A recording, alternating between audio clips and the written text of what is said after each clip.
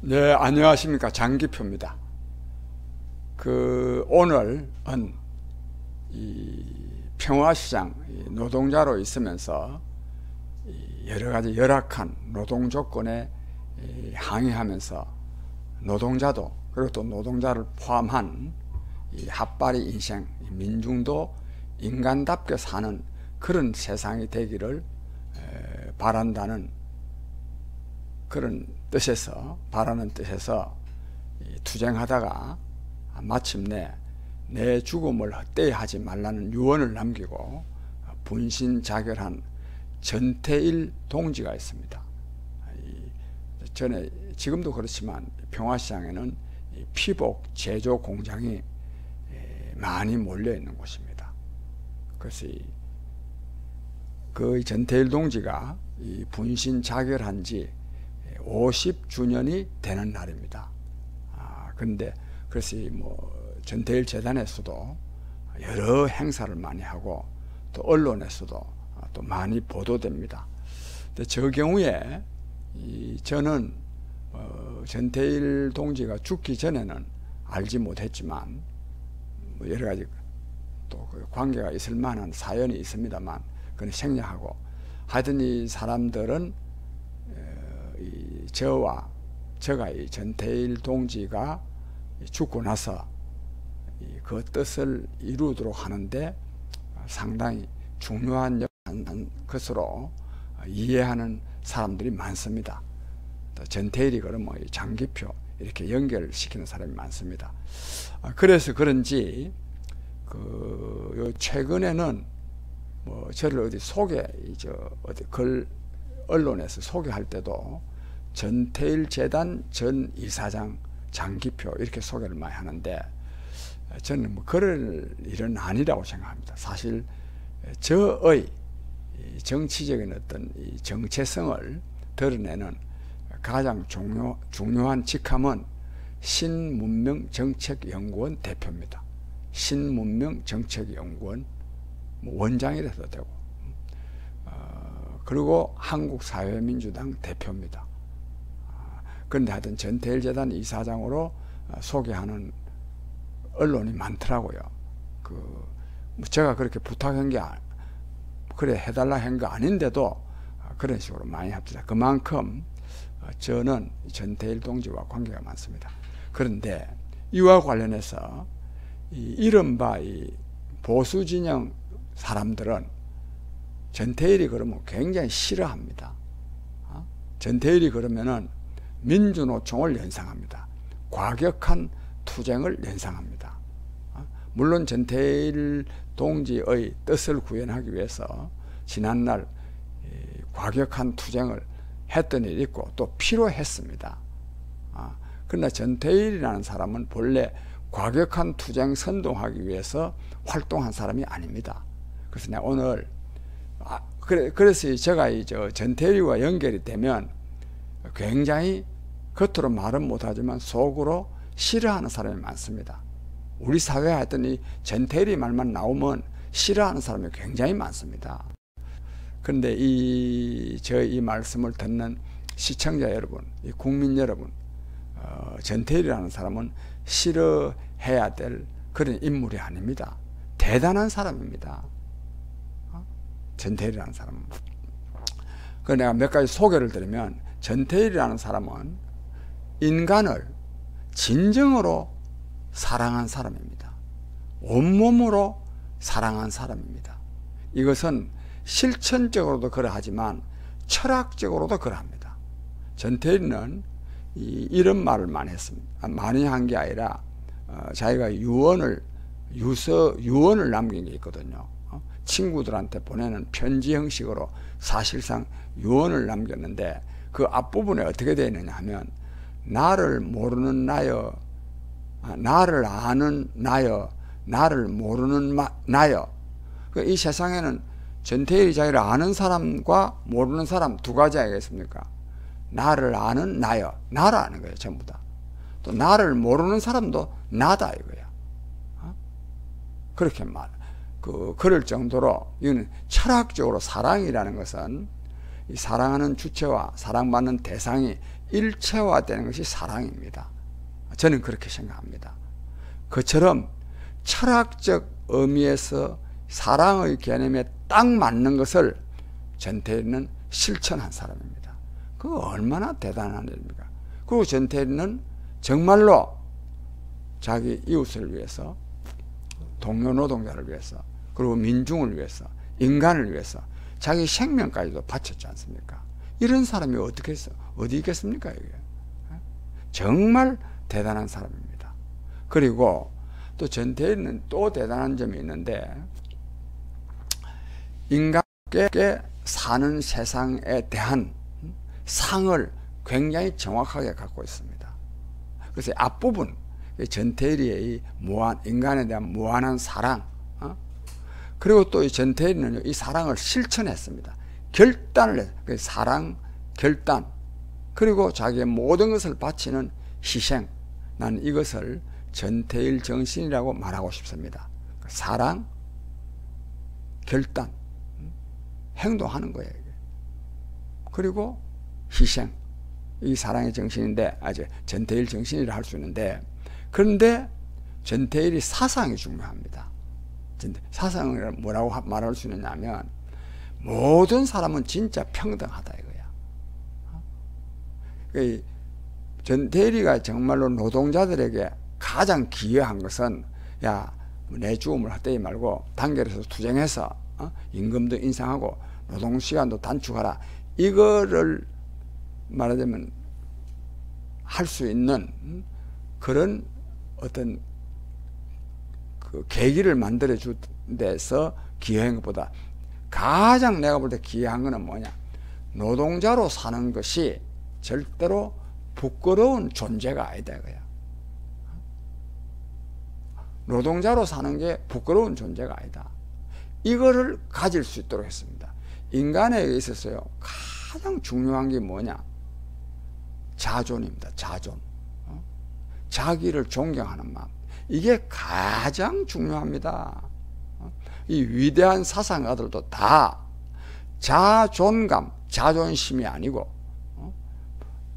뻐기는 헛된 자존감이 아니고, 진정한 자존감을 갖게 하는 게, 이게 이 성현들의 가장 강조한 겁니다.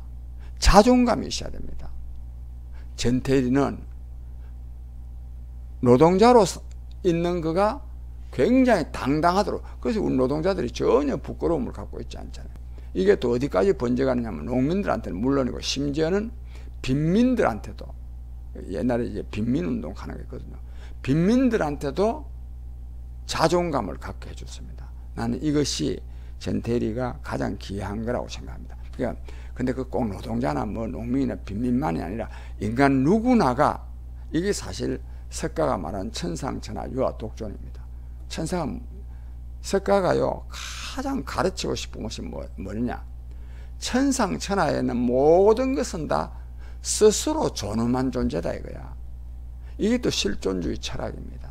실존주의 철학도 네가 네 실존을 인식하라 이거야. 다른 거하고 비교하면 안 됩니다. 그래서 사르트르가 타인은 지옥이다 이렇게 말한 일이 있습니다. 타인과 비교하면 내가 그냥 지옥의 삶을 살게 되는 거야. 비교할 필요가 없다 이거야. 그래서 그 게르케고르나 이런 사람들, 하나님 앞에선 고독자, 하나님 앞에서 내가 누구나 그러니까 진리 앞에서 존엄한 존재로 느낄 때 진정한 행복을 누릴 수가 있습니다. 전태일이가 가장 기여한 것은 노동자든 농민이든 빈민이든 누구든 기업가든 정치인이든 누구든 다 존엄한 존재라고 하는 것을 보여줬단 말이에요. 즉 노동자도 존엄한 존재임을 보여줌으로써 다른 계층의 인간도 다 존엄한 존재다. 이거고, 그 다음에 또 전태일이가 진정으로 바라는 것은 즐거운 노동입니다. 일 속에서, 노동 속에 노동을 즐거운 마음으로 할 수 있었으면 좋겠다.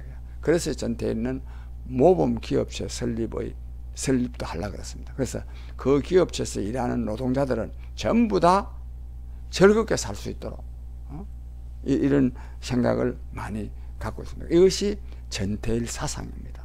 저는 그래서 이제 이 전태일 사상을 구현을 해야, 이 전태일 사상은 옛날에 그때보다도 지금이야말로 전태일 사상을 구현해야 우리 사회가 안고 있는 여러 가지 문제들을 극복할 수 있다. 모든 사람이 잘 살 수 있다고 생각합니다. 그런데 지금 이 전태일 사상을 전태일 정신 구현에 아주 이 전담자처럼 행세하는 민주노총 같은 경우에, 이 민주노총은 지금 전태일 정신 개성하여 노동해방 쟁취하자 이런 헛된 구호만 외칠 것이 아니라 진짜 전태일 사상이 뭔지를 알고 그것을 구현하기 위해서 노력해야 됩니다. 어제 저는 옛날에 아니죠. 몇 년 전에 이 민주노총에는 전태일이 없다 이런 글을 쓴 일이 있습니다. 또 심지어는 또 제가 민주노총 규탄 대회를 광화문 복판에서 한 일도 있습니다. 또 전태일이가 만약 지금 살아온다면 민주노총 조합원들의 임금 인상, 노동시간 단축, 복지 후생 정대를 위해서 노력할 거냐? 전혀 그렇게 하지 않습니다. 오히려 꾸짖습니다. 민주노총 조합원 여러분, 여러분들이 너무 과도한 기득권을 행사하기 때문에 중소기업 노동자들, 또 실업 상태에 있는 노동자들이 고통받고 있지 않느냐.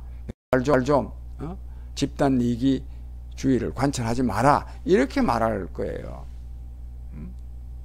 그래서 이 전태일에 대한 전태일 사상이 진정으로 구현되게 할 필요가 있습니다. 그런데 이 땅에 이제 보수 진영 사람들은 뭐 전태일이만 나오면 싫어하는데 그 싫어하면 안 됩니다. 왜 전태일이와 같은 참 고매한 인품의 소유자, 훌륭한 사상가를 그걸 왜 우리도 그 사상을 잊는다 그래야 되지 그걸 왜 민주노총한테 뺏깁니까? 사실 이 보수 진영은요 프레임 전쟁에서 계속 지고 있습니다. 프레임 전쟁에서. 요즘 보수 진영에서는요 이런 경우도 있습니다. 민주주의 강조하면요 싫어합니다. 왜? 문재인 정권 이른바 진보 진영이 민주주의를 강조하니까 민주주의가 꼴보기 싫은 거야. 민주주의 꼴보기 싫다 하면 누가 손해보겠어요? 꼴보기 싫다 하는 사람이 손해보지. 꼴보기 싫다 하는 사람. 그래서 뭐만 강조하느냐? 자유만 강조합니다. 자유를 많이 강조합니다. 자유, 정말 자유가 중요하죠. 자유는 인간 최고의 목표가, 삶의 목표가 자유입니다. 자유. 자유인데, 그러나 이 사상과 이념이라는 것은 시대 상황에 따라서 그것이 다 의미가 달라집니다. 너무 이제 본래 이제 이 보수는 자유주의, 개인주의, 이도 자본주의로 연결되고, 이 진보는 이제 평등주의, 그 다음에 사회주의, 사회 구조적으로 보는 문제. 사회주의도 개념이 마르크스가 말하는 경제주의도 있고, 또 그냥 또 일반적으로 또 프랑스에서부터 붙은 사회 구조적으로 사물을 봐야 된다는 그런 그 사회주의도 있습니다. 하여튼 이렇게 나누는데, 이런 프레임에서요, 자유를 너무 강조하는 것은, 자유가 소중하지만 너무 강조하는 것은 이 시대에 맞지 않습니다. 그 외에도 이 프레임 전쟁에서 계속 이 땅의 보수 세력은 지고 있습니다. 이 엄청난 이 말하자면 4차 산업혁명 가는 이 정말로 문명사적인 대전환기에 보수를 자꾸 주장하는 것도 프레임 전쟁에서 지는 게임입니다.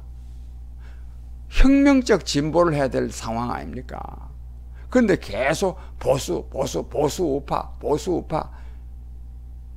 이거는 대중성이 없습니다. 이게 저는 그런 점에서 뭐 전태일이 이야기하다가 내가 이제 프레임 얘기도 하게 되는데 좀 엇질로 나간 것 같네요. 그 다음에 전태일이는 그 나이 22살에 죽었습니다.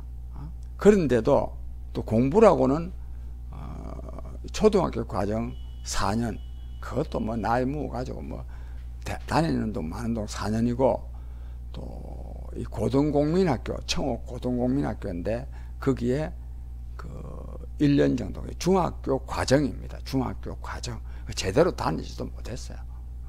그것밖에 안 다니는데도 아까 내가 정신, 인간에 대한 무한한 사랑, 또 이 실천하는 이런 결단력, 또 자기의 모든 것을 바치는 희생정신, 이런 이 정신도 소중하고, 또 아까 내가 사상도 굉장히 참 현대 의미가 있다 이런 말씀을 드렸는데, 이러는데 어떻게 공부도 그렇게 별로 못하고 뭐 또 집도 없어가지고, 또 집이 없는 게 아니라 너무너무 이 집안 형편이 어려워서 가출도 하고 뭐 구두 닦기도 하고 이래 살았는데도 고매한 인품, 훌륭한 사상을 가지게 됐느냐, 이와 관련해서요, 그 전태일의 어머니 이소선 여사, 그 이소선 어머니가 이 전태일이라는 아들을 만들었다 해도 과언이 아닙니다. 아주 어릴 때부터 그 학교에서 뭐 배운 게 문제가 아니라 가정에서 어머니한테, 그 어머니가 대단한 분입니다. 그 어머니는 전태일이가 죽고 나서 뭐 아들의 뜻을 구현하기 위해서 제야 인사들하고 만나고 뭐 이제 투쟁 현장에도 가고 해서 말하면 운동권적인 그런 어떤 식견을 갖춘 것이 아니라 본래 굉장히 그런 식견을 갖춘 분이었습니다. 저는 뭐 기독교인들이 좀 들으면 저보고 잘 몰라서 저런 소리 한다, 또 자칫하면 또 신성모독이다, 이런 생각도 드시겠지만, 제가 이 성경을 열심히 읽은 사람입니다. 보면 이 예수가 하나님의 아들로서의 권능을 행사할 수 있게 되는 예수의 어머니의 영향이 굉장히 저는 컸다고 봅니다. 그렇듯이 전태일의 경우에는 더 전태일의 어머니 이소선 여사의 영향력이 굉장히 컸다, 저는 그런 생각을 한 때가 많이 있습니다. 그 다음에 근데 전태일이 어떻게 뭐 별로 배우지도 못하고 나이도 뭐 많은 것도 아닌데도 이랬느냐. 인간은 이 다른 사람을 무한하게 사랑하면 엄청난 각성과 힘이 생깁니다. 저는 그렇게 생각합니다. 그러니까 전태일이가 어떻게 그래, 나이도 뭐 22살밖에 안 되고 공부도 별로 한 것도 없고 말이야, 어디가 저렇게 안에 가서 수행한 것도 아닌데 어떻게 그렇게나 정신도 훌륭하지만 사상도 훌륭하냐, 또 우선 또 똑똑하냐. 사랑입니다. 인간을 무한하게 사랑하면 도가 확 튑니다. 도가. 저는 사실 이 전태일은 도가 튄 사람이다. 무엇으로? 인간을 무한하게 사랑함으로써, 이런 말씀을 드리고, 그 다음에 저는 이 전태일한테서 굉장히 많은 것을 배웠는데,